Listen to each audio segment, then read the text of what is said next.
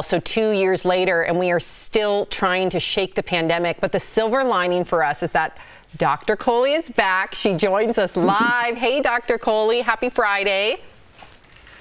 Hi, ladies. Happy Friday. Yep, happy Friday indeed. So here's the thing. The Omicron surge, what I heard is that it could peak in February. Should we expect that, please?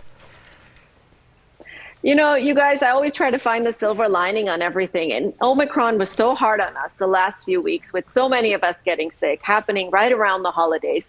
But in a weird way, this virus becoming more contagious has actually helped us. And it may help us transition from pandemic to endemic. So play along with me here. The virus is a bad guy, right? The bad guy got a little bit too greedy and essentially used up all the possible hosts out there because so many people got sick. So they're protected from getting sick again in the short term.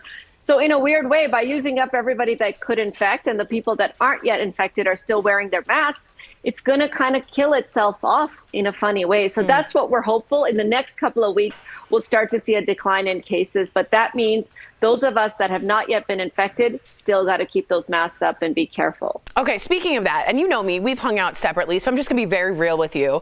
I'm really tired and frustrated, unlike what Sam went through, which is an absolute tragedy. I'm just sort of frustrated having to deal with COVID all the time, having to talk about it all the time, changing my life around. Is that normal? Is that what other people are feeling? And write me in on YouTube. YouTube? You know, it is so normal. The viewers. Not Dr. Kohli. You're on YouTube now. Is that right, Tori? I just want to know. Okay. I think that COVID fatigue, Tori, is getting to your brain a little bit. But good news there is that it is so normal, guys. I have it. I'm sure everybody on this panel would raise their hand if I asked them if there were days when they were just fed up with this. But if you look at the science, and we've actually looked at this and studied this, you know, 3 out of 4 people have had COVID fatigue. 40% of women say they have daily COVID fatigue, meaning they feel those types of frustrations every day. Now, here's where I was a little surprised, ladies, and I want to hear your reaction. It seems like a little higher for women than it is for men. And I'm not sure if that's because we take on more, and so it's impacted our lives in a more substantial way. But what do you guys think? It's like maternal nurturing. I feel like you take care of the family, but you would know.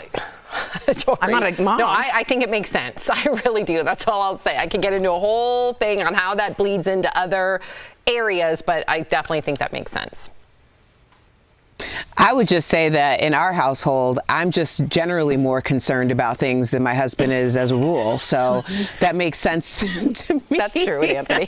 But like, he's just real cool as a cucumber about everything. But okay, we know COVID fatigue is real, but how do we deal with it? Yeah.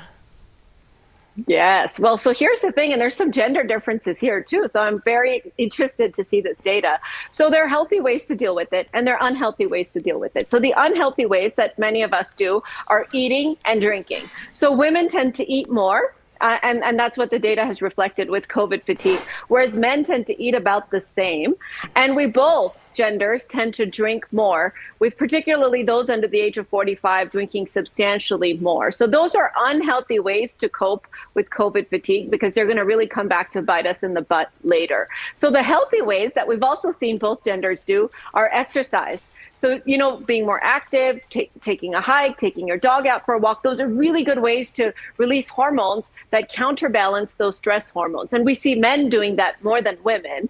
And then taking up a hobby or talking to a therapist, we see the women leaning into those types of activities. So what are you guys doing to cope with your COVID fatigue?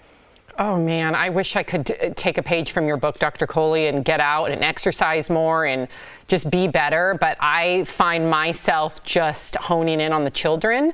I don't know if that's the best thing I guess it's the best thing for me. I feel good, I do want to get out though more. I want the kids to be able to go to museums. I want them to go to movies. I want them to experience life. And I feel like all we do is hang out outside and go for walks. And that's getting a little old. I don't know. What about you, Tori? First of all, I can't even imagine having kids with this and having to do that. That's so hard. I do a lot of binging and cross stitch, and so bad that yesterday I went to go pick up a piece of a slipper. I'll be honest, I was picking up my slipper and my neck went out because I'm in COVID neck. Oh. So I'm really got to start working out. What about you, Erica? I know you're speaking of your husband, Anthony. He just got some poles to help him What stretch. was that, Erica? Yes. I saw those, Erica. I saw those. Go to Erica's Instagram. Go to her Instagram. It's So my I husband voted got that these he two got ripped polls. off. Yeah. Yeah, I think so too, Dr. Kohli. I appreciate the vote. Just for the record, so my husband got these two poles, and he said it's for stretching your back, and he said it was for me because I have been having some back issues lately. But when he demonstrated how those poles worked, it looked like you could also kind of do that against a wall or maybe on the side of a couch. So he definitely was influenced by those Instagram ads. Let me just put in a plug for Anthony here. He is exercising as a way to cope with his COVID fatigue, which men tend to do more often. So I really do appreciate him for that. All right, don't rub it in, Dr. Kohli. Yes. All right, thank you, Doctor. If you guys have a question you want answered by Dr. Kohli, write us on social media. You can also email info@dailyblastlive.com. Thank you, Dr. Kohli.